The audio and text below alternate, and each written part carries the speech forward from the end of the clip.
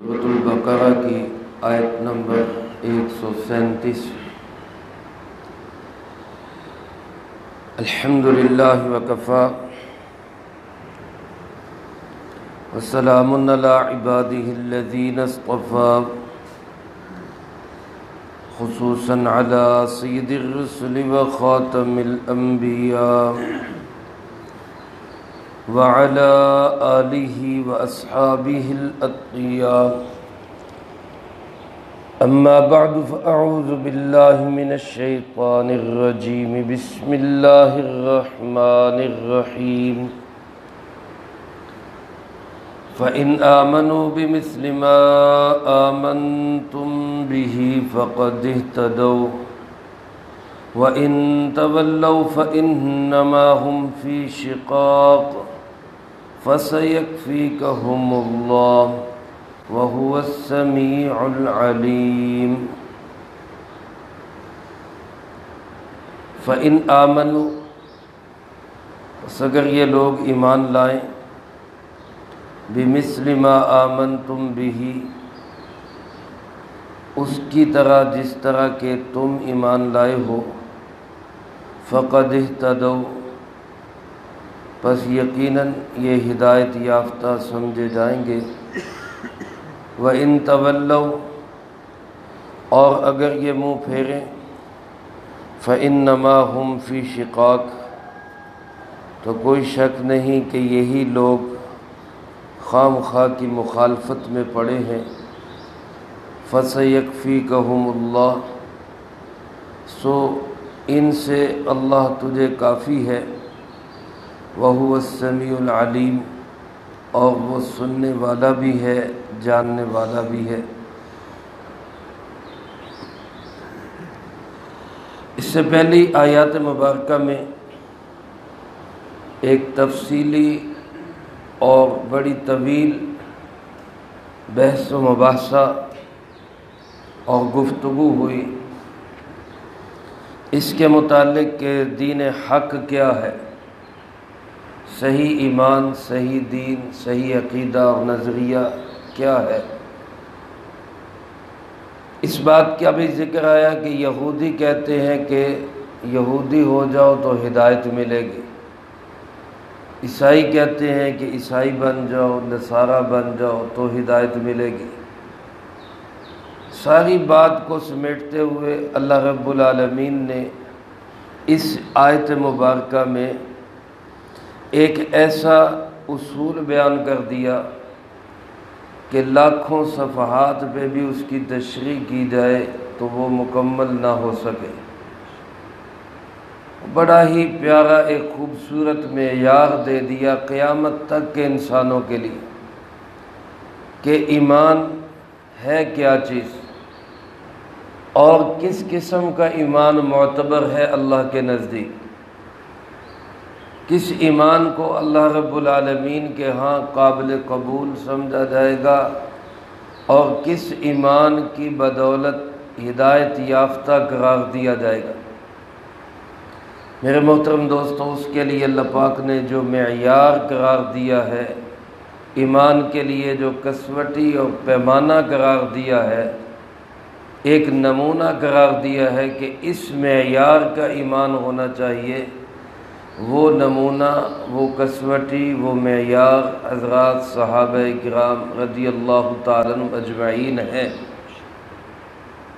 کیونکہ اللہ پاک فرماتے ہیں فَإِنْ آمَنُوا، اگر یہ لوگ ایمان لائیں، اس سے مراد اس زمانے کے یہودی عیسائی، آج کے یہودی عیسائی اور دنیا جہان کی تمام قومیں بشمول مسلمان اور قیامت تک آنے والے تمام طبقات، جتنی بھی انسانیت آئے گی سب ہی اس میں داخل ہیں۔ اگر یہ لوگ ایمان لائیں، کس طرح کا ایمان؟ بِمِثْلِ مَا آمَنْتُمْ بِهِ، جیسا کہ تم ایمان لائے ہو۔ اس تم سے مراد وہ ایمان والے ہیں جو جناب محمد کریم صلی اللہ علیہ وسلم کے زمانہ کے ایمان والے، اور اب صلی اللہ علیہ وسلم کے زمانہ کے ایمان والے لوگ کون ہیں؟ وہ حضرات صحابہ کرام رضی اللہ تعالی عنہم اجمعین ہیں۔ اب اس میں یہ بات بھی آ گئی کہ ایسا ایمان ہوگا تو فقد اہتدوا، پھر یہ لوگ ہدایت یافتہ سمجھے جائیں گے۔ معیار یہودیت نہیں ہے، معیار عیسائیت نہیں ہے، معیار ایمان معیار حق ہیں تو وہ حضرات صحابہ کرام رضی اللہ تعالی عنہم اجمعین کا ایمان ہے۔ اب اس میں ایمانیات بھی داخل ہیں، جن جن چیزوں پر صحابہ کرام رضی اللہ تعالی عنہم اجمعین ایمان لائے، انہی تمام چیزوں پر پوری امت کو ایمان لانا ضروری ہے، پھر ہی مومنین سمجھے جائیں گے، پھر ہی ہدایت یافتہ سمجھے جائیں گے۔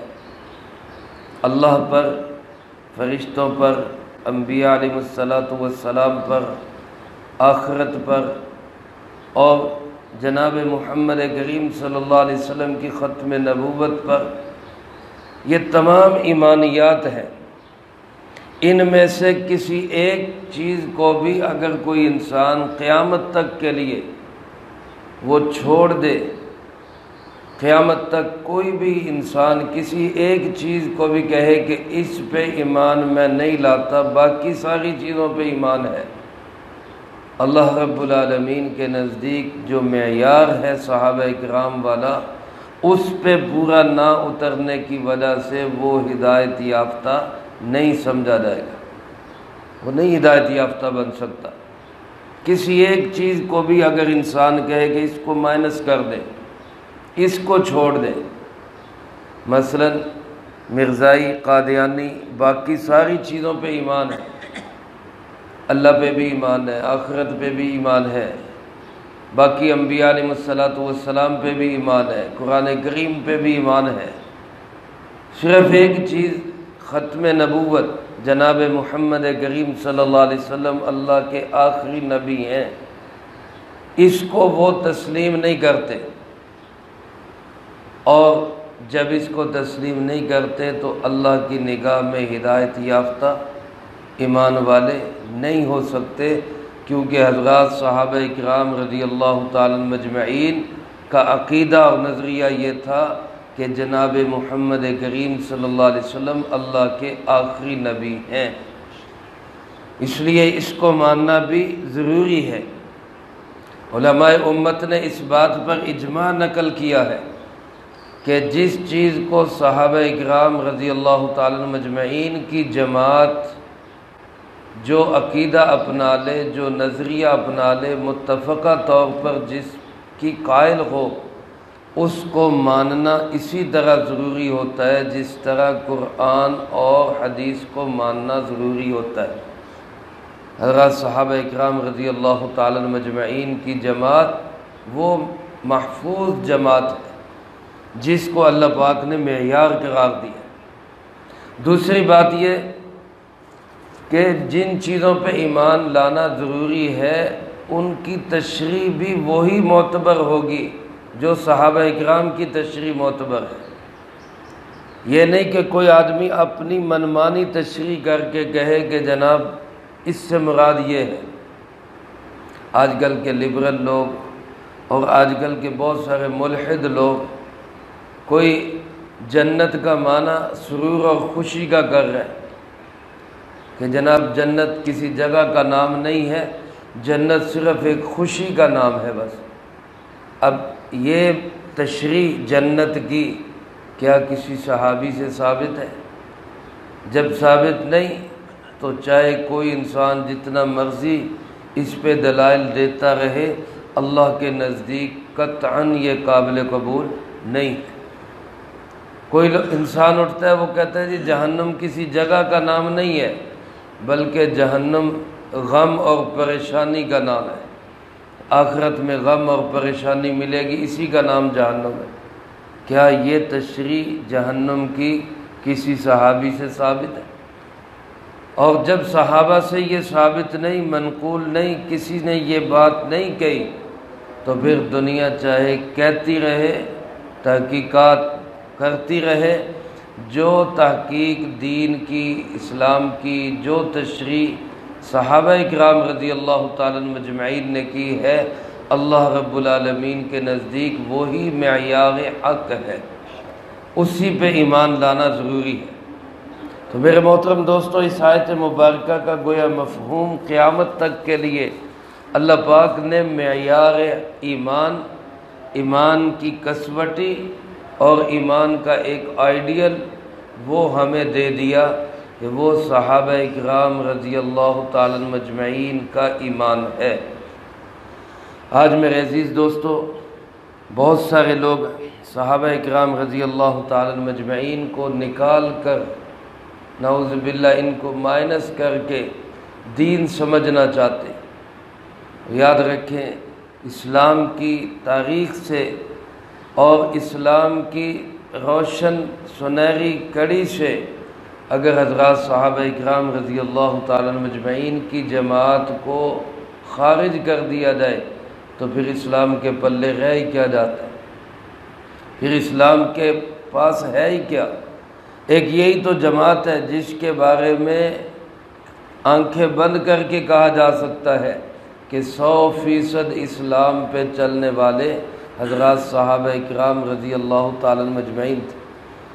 اور یہ کوئی عالم دین، کوئی ایک انسان یہ نہیں کہہ رہا، یہ اللہ رب العالمین فرما رہے ہیں اور قرآن پاک ہے کہ ان جیسا ایمان لاؤ گے تو پھر تمہارا ایمان اللہ کے ہاں قابل قبول ہوگا، پھر تم ہدایت یافتہ سمجھے جاؤ گے، اور اگر ان جیسا ایمان نہیں تو پھر تم ہرگز ایمان یافتہ سمجھے نہیں جا سکتے۔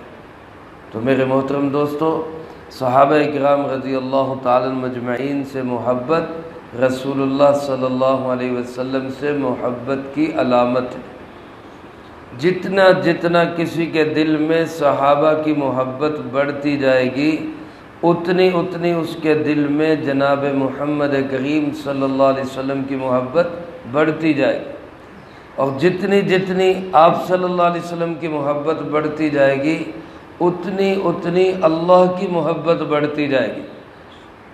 اور جتنی کسی کے دل کے اندر صحابہ اکرام رضی اللہ تعالیٰ مجمعین کی نعوذ باللہ نفرت، ان کا بغض یا ان سے عدم محبت بڑھتی جائے گی، اتنی ہی نبی کریم صلی اللہ علیہ وسلم سے عداوت اور دشمنی بڑھتی جائے گی، اور جتنی آپ سے دشمنی بڑھے گی اتنی اللہ سے دشمنی بڑھے گی۔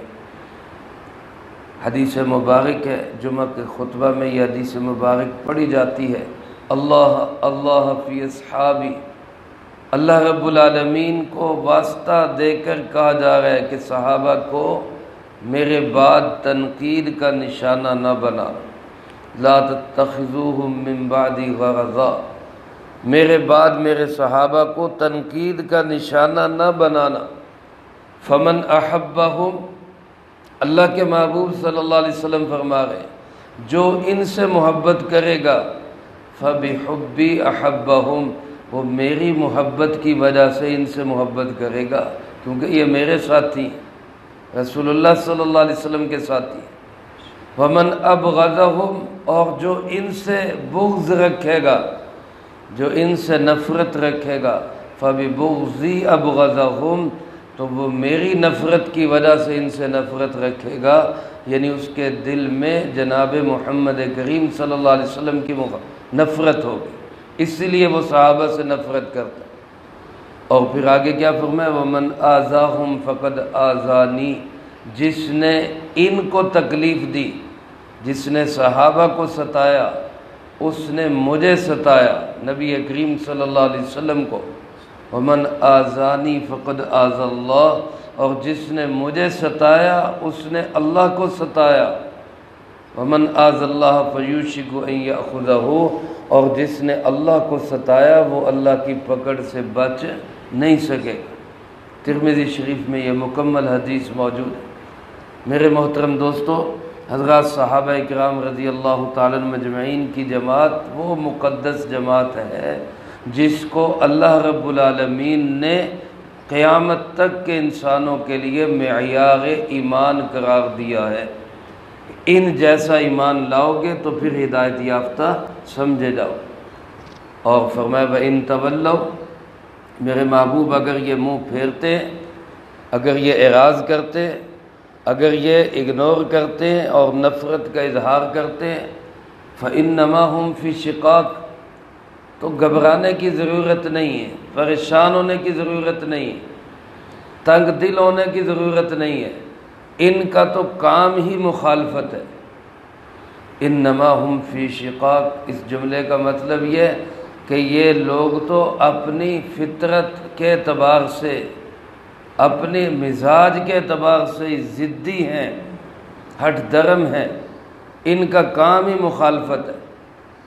کچھ لوگ ہوتے ہیں نا جن کا کام ہی بس کیڑے نکالنا ہوتا ہے، ان کا کام یہی ہوتا ہے، انہوں نے صحیح بات کہو انہوں نے الٹ بات کرنی، الٹ بات کر دو وہ صحیح بات پہ آ جائیں گے۔ ان کی ایسی مخالفت ہوتی ہے کہ آپ نے جو بات کہنی انہوں نے اس کی الٹ کہنی، چاہے وہ صحیح ہے چاہے وہ غلط ہے۔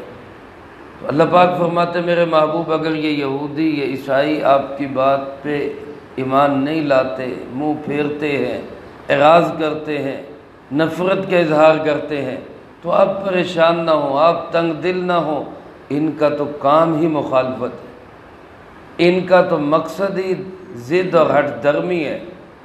ہاں اگر یہ آپ کو کوئی اذیت پہنچانا چاہیں، آپ کو کوئی تکلیف دینا چاہیں، آپ کو پریشان کرنا چاہیں، تو آپ نے گھبرانا نہیں۔ فَسَيَكْفِيكَهُمُ اللَّهُ، ان سے اللہ ہی آپ کو کافی ہے۔ ان کے مقابلے میں اللہ رب العالمین آپ کی حمایت و نصرت اور مدد کرنے کے لیے اللہ ہی کافی ہے۔ چنانچہ اللہ رب العالمین نے اپنا یہ وعدہ پورا کیا۔ یہودی مدینہ منورہ میں تھے، بنو قریظہ، اللہ پاک نے مسلمانوں کے ہاتھوں ان سے انتقام لیا۔ بنو نذیر یہودیوں کا بڑا قبیلہ تھا، جلا وطن ہوا، مدینہ منورہ سے نکلے، خیبر میں جا کے بسے۔ خیبر میں آپ نے پھر 7 ہجری میں حملہ کیا اور وہاں سے ان کو بھگایا، یہ ارد گرد کے علاقوں میں پھیل گئے۔ پھر آپ وصیت کر کے گئے اخرج الیہود والنصارى من جزیرۃ العرب، میرے صحابہ یہود و نصارہ کو پورے جزیرہ عرب سے نکال دینا۔ حضرت سیدنا عمر فاروق رضی اللہ تعالیٰ عنہ کے دور خلافت میں پورا جزیرہ عرب یہودیوں، عیسائیوں، مشرکوں سے بالکل پاک اور صاف ہو گیا تھا۔ اللہ پاک نے ان کو اس طرح وہاں سے بھگایا اور اپنے محبوب جناب محمد کریم صلی اللہ علیہ وسلم کی حفاظت کی۔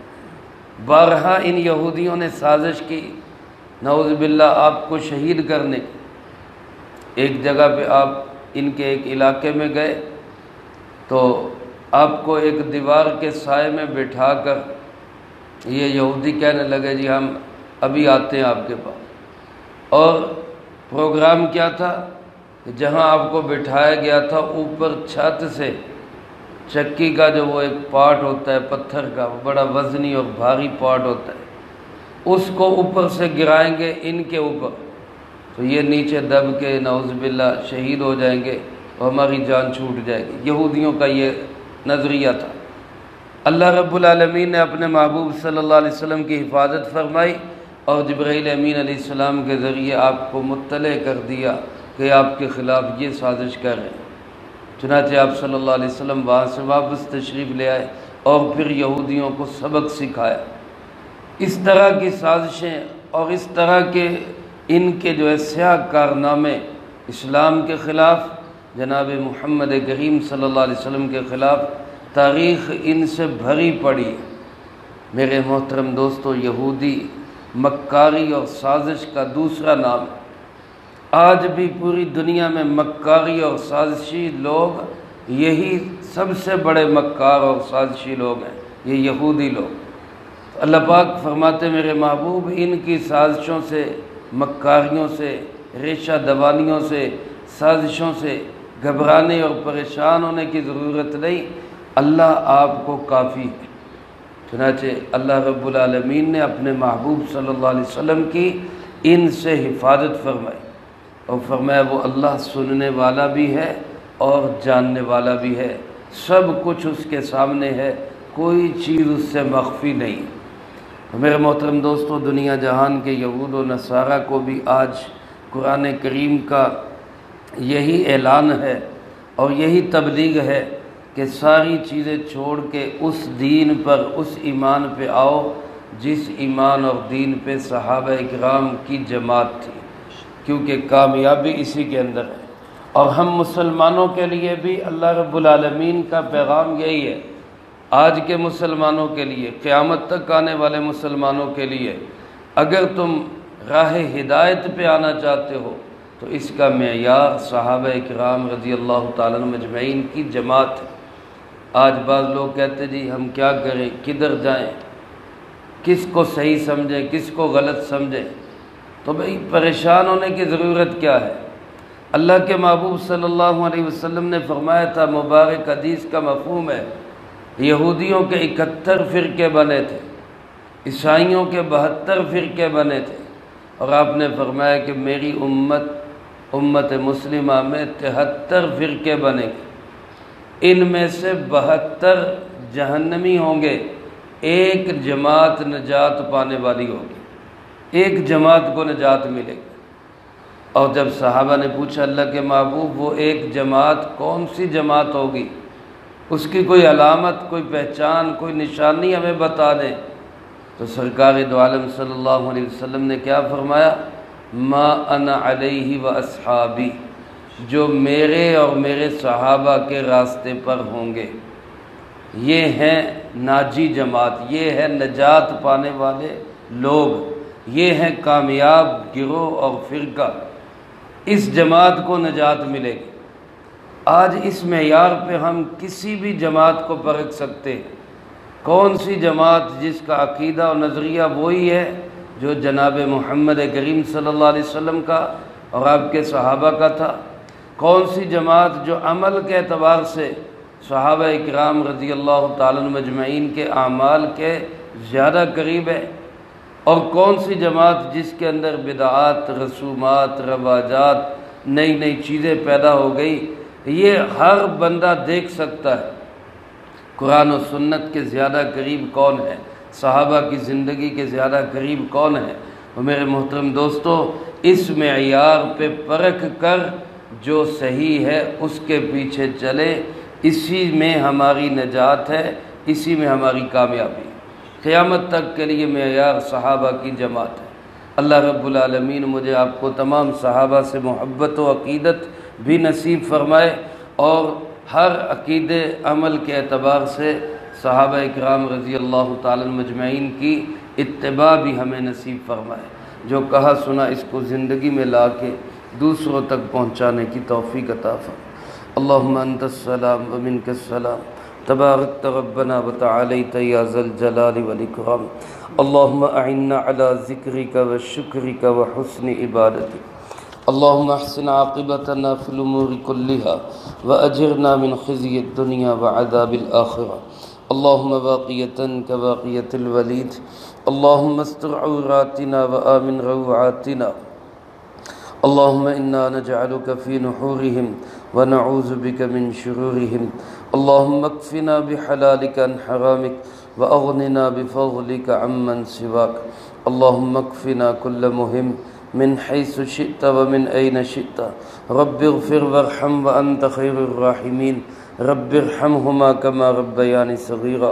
اے مولا کریم، یا اللہ پاک، اس پورے ہفتے میں جتنا درس قرآن ہوا، ان طلبہ عزیز طالبات نے جو پڑھائی کی، ان احباب نے جو جو اعمال کیے، اللہ ہر ایک کے ہر عمل کو اپنی بارگاہ میں قبول فرما۔ اللہ ان مقبول اعمال کا اجر و ثواب ہمارے پیارے آقا جناب محمد کریم خاتم النبیین صلی اللہ علیہ وسلم کو پہنچا۔ آپ علیہ السلام کو ہم سب کی طرف سے بہترین جزائے خیر نصیب فرما۔ آپ کے توسل سے تمام انبیاء، تمام صحابہ، تمام اہل بیت، ازواج مطہرات، بنات اطہار، نبی پاک صلی اللہ علیہ وسلم کی امت کے وہ تمام لوگ جو اس دنیا سے جا چکے، جو موجود ہیں، جو قیامت تک آئیں گے، اللہ سب کو اس کا اجر و ثواب نصیب فرما۔ بالخصوص حاضرین مجلس اور سامعین درس، اللہ ان کے جو عزیز و اقارب، رشتہ دار، دوست، احباب، اساتذہ، مشائخ، والدین اس دنیا سے جاتے